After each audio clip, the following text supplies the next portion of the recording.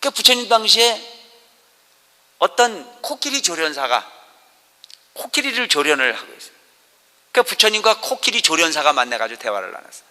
그래 참 부처님이 대단하신 분이라, 그 위대하신 부처님이 코끼리 조련사하고 대화를 나눌 수 있는 시간이 됐는데, 코끼리 조련사가 부처님에게 물었어.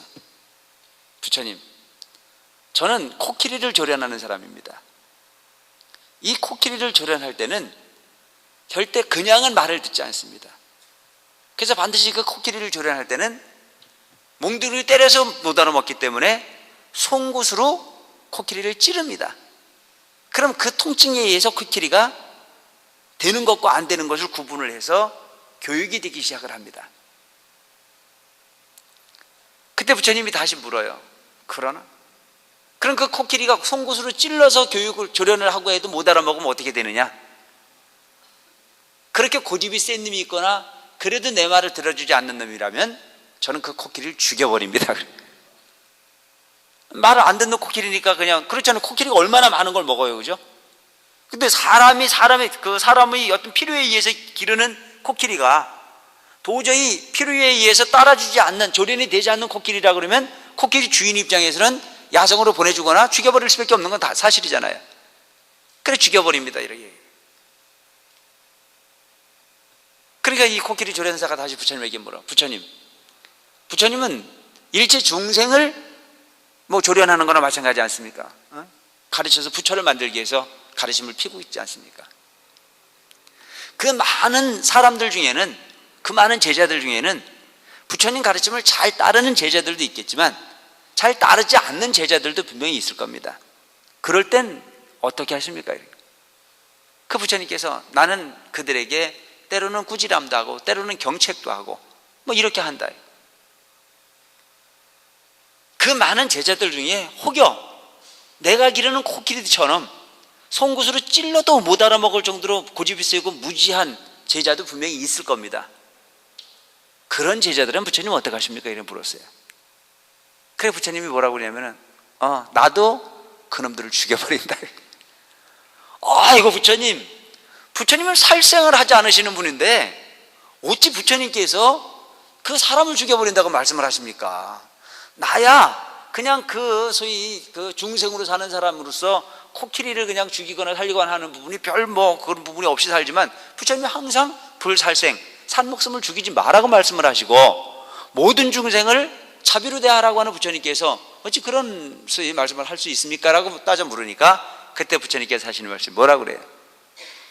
내가 그를 죽이는 것은 그의 목숨을 죽이는 것이 아니고 내가 그에게로부터 관심이 없어지는 것이다. 그로부터 마음을 쓰지 않는 거예요. 이걸 잘 생각해 볼 필요가 있는 겁니다, 여러분. 우리가 진리로부터 버림을 받는 사람은 살아도 산 목숨이 아니라는 얘기입니다. 아시겠습니까? 우리가 진리로부터 버림을 받은 존재는 살아도 산 목숨이 아니야. 보다 나은 곳으로 나온 곳으로 부처님 가르침을 통해서 업이라고 하는 부분을 이해를 하고 보다 나은 업을 통해서 노력해 가는 부분이 살아있는 거라. 재불의 운으로부터 놔줘버리고 부처님이 진리로부터 그가 멀어질 수밖에 없다고 그러면 그건 죽은 목숨보다 더 심각한 부분일 수밖에 없는 거다. 관심이 없다는 자체는 그만큼 애로운 부분이고 그건 죽음의 고통보다 더 큰 거다라고 하는 쪽의 생각을 가지고 가야 진정한 불자일 수 있다는 얘기죠. 그래서 이 아나율이라고 하는 이 제자는 정말 성실했던 제자였는데 너무 피곤하니까 잠깐 졸았단 말이죠. 그러니까 부처님께서 아나율을 불렀어요. 아나율이여, 너는 적어도 깨달음을 얻어 부처가 되겠다라고 하는 목적을 세워 출가를 했다고 내가 아는데 어찌 너가 내가 법문을 하는 중에 좋을 수 있느냐, 이렇게 얘기했어요. 그러니까 아나율이 너무너무 부끄러웠어. 스승을 존경하지 않으면 부끄러운 마음이 생겨요, 안 생겨요? 스승을 존경하지 않으면 부끄러운 마음이 안 생겨요.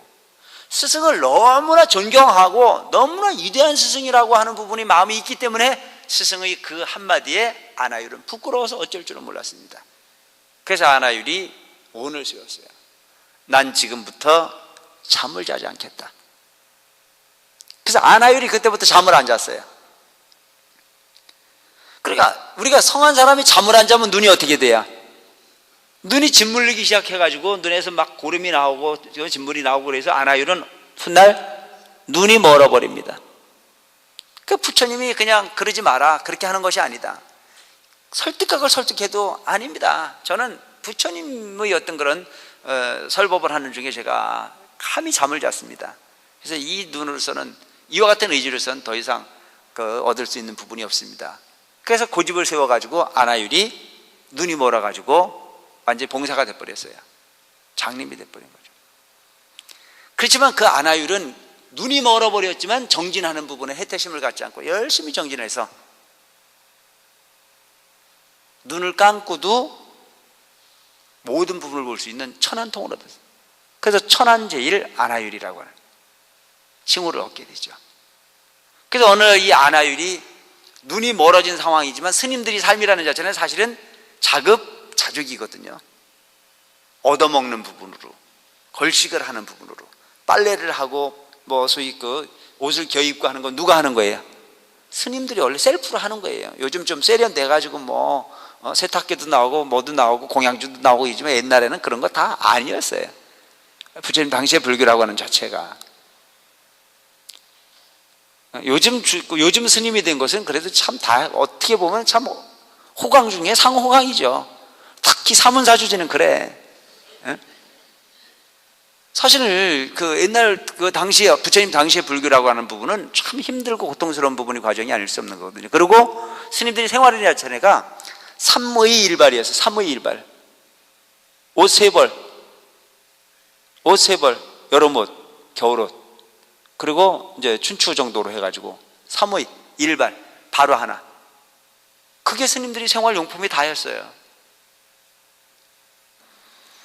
그래서 이 아나율이라고 하는 이분이 눈이 멀다 보니까 자기가 자기의 옷을 기어 입을 수밖에 없어요. 근데 아나율이 눈이 멀어서도 감각적으로 옷을 다 기울 수 있는데 가장 큰 문제는 눈을 감았으니까 바늘길을 낄 수가 있습니까 없습니까? 에? 바늘길을 못 끼는 게라. 바늘길을 낄 수가 없으니까 아나율이 바느질을 하다 말고 소리를 쳤어요. 거기 누구 복 좀 지시오. 그러니까 내가 아까도 얘기했지만 복은 어떤 거라 그랬어요? 주고 받는 거예요. 수요와 공급이 있어야 되는 거야. 모든 부분이. 수요와 공급이 없으면 복도 없고 업도 없는 거야. 잘 주고받는 관계에 의해서 거기에서 행복도 있고 거기서 불행도 있고 거기서 나눔도 있고 뭐 이런 부분들이거든요. 자식이 없으면 금전적 부분의 고통은 좀 덜 할 수 있어요. 그죠? 자식이 없으면. 그래서 요즘에 보면 많이 안 낳잖아요. 왜 많이 안 낳나 하고 봤더니 돈 들어갈까 봐. 이거 뭐 학원비 보내야지 뭐 학비 보내야지 뭐 그거 하다 보니까 이게 겁나니까 적게 낳았어. 그 앞으로 이제 심각한 문제가 오는 거예요. 많이 안 낳았기 때문에. 왜? 많이는 안 낳았는데 빨리 죽지는 않고 그 젊은 인구들이 없으니까 노인네 먹여 살릴 수 있는 인력이 부족해요. 그럼 우리 발등 야근 고양이 밤 눈 어둡다고 누구 발등을 찍은 거야? 우리가 우리 미래 발등을 찍은 거예요. 힘들었어도 좀 힘껏 낳고 많이 낳았으면 걱정을 좀 덜 할 텐데 그래 안 그래? 의학적 어떤 그런 부분이 요소도 있지만 과학적 발달의 요소도 있지만 문제는 인간의 이익이라고 하는 부분이 가장 큰 자기 불행을 자초한다라고 하는 거예요. 우리가 그걸 분명히 알고 가야 될 필요가 있는 부분들이에요. 그래 반드시 수요와 공급이 있어야 돼. 자식이 있다는 자체는 뭐예요? 부모가 그만한 희생을 하는 거고 그만한 희생을 했다는 자체는 큰 공덕을 지은 겁니까 안 지은 겁니까? 이 세상의 공덕 중에 가장 큰 공덕이 자식을 낳아 기르는 공덕입니다. 아시겠어요? 자식 낳아 기르는 공덕보다 더 큰 공덕이 없어.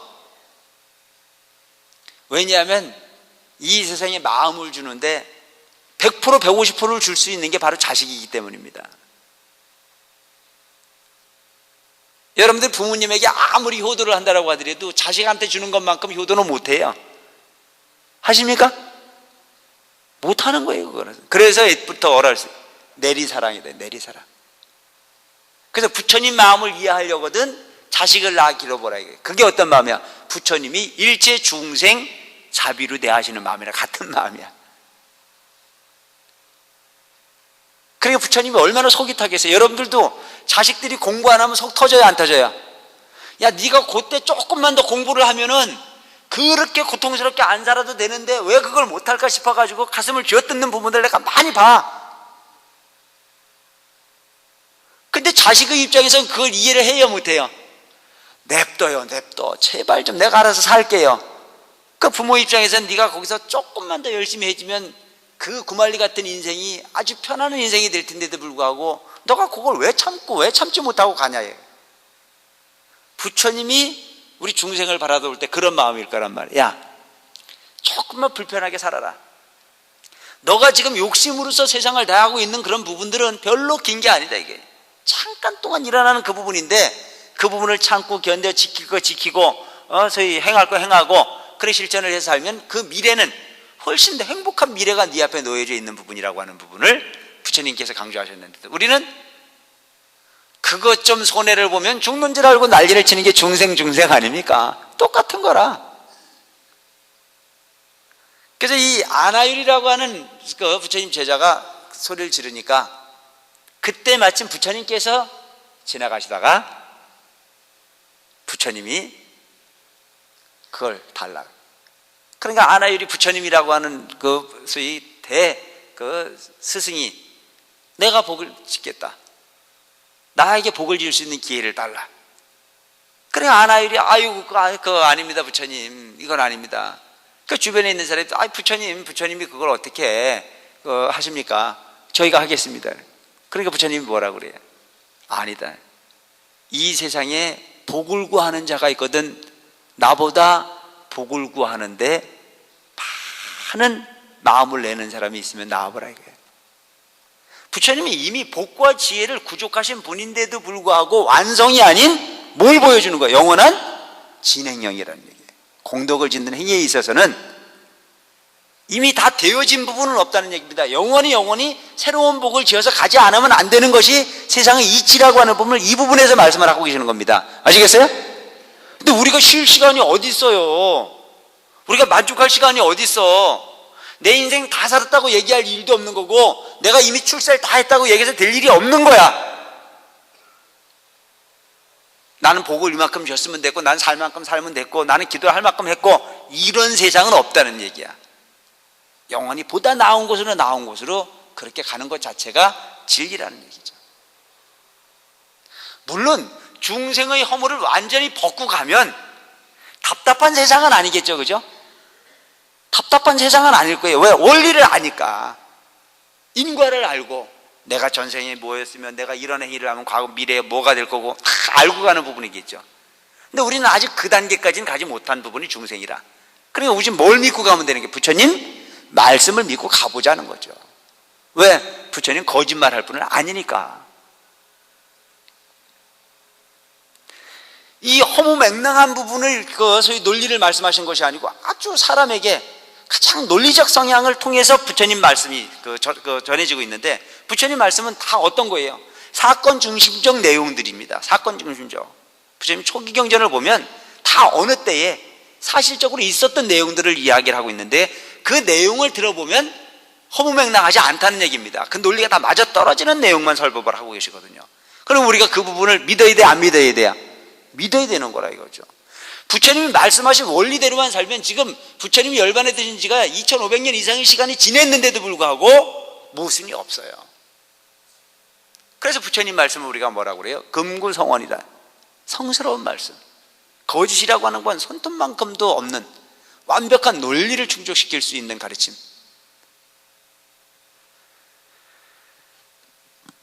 그래서 중요한 부분은 우리가 인생을 살아가는 데 있어가지고는 성공을 목적으로 살고 있지만 성공이라고 하는 부분도 중요하지만 성공의 정상에서 내려올 줄 아는 것도 대단히 중요하다.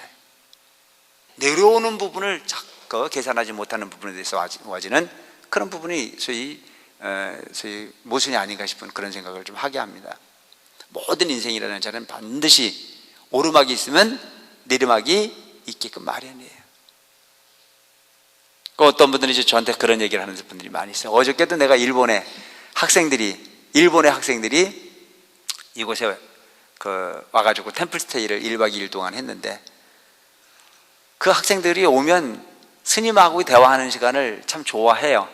어저께도 한 2시간 가까이 그 시간을 가졌는데, 근데 올해는 한 2시간 정도, 그것도 뭐 짧게 하라, 무조건 짧게 해야 된다 뭐 그래가지고 뭐 했는데, 그 질문 내용 중에 하나가, 세속에서 사는 사람들은 다 자기 욕망을 통해서 세상을 살고 있는데 스님들이 삶은 어떤 겁니까? 뭐 이런 걸 물어요.